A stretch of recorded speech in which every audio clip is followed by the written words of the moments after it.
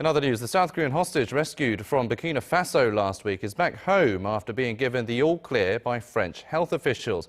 But while she returned home safely, Seoul's foreign ministry says there are still other Koreans in high-risk areas. Our foreign affairs correspondent Lee Ji-won with more. The South Korean hostage, who was rescued from militants in Burkina Faso, returned to South Korea on Tuesday afternoon. Upon her arrival, the National Intelligence Service carried out an investigation as required by the Counter-Terrorism Act. The woman, only identified by her surname Jang, was kidnapped a month ago near the border between Burkina Faso and Benin and was held along with one American and two French nationals.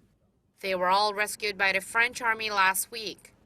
The Korean hostage had reportedly been traveling around the world for a year. And starting January, Jang traveled through Africa, including Mauritania and Mali, two countries that are under the second highest travel alert by Seoul's foreign ministry, which recommends that people leave those countries as soon as they can.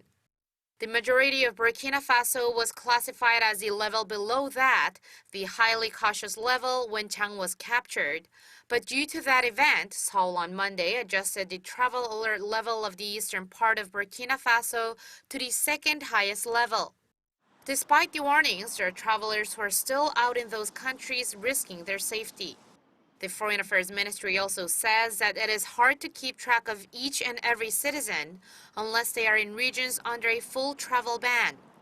There are 7 regions under Seoul's travel ban, and Koreans who enter and remain in those areas are subject to criminal punishment for violating the Passport Act unless their travel has been approved by the government.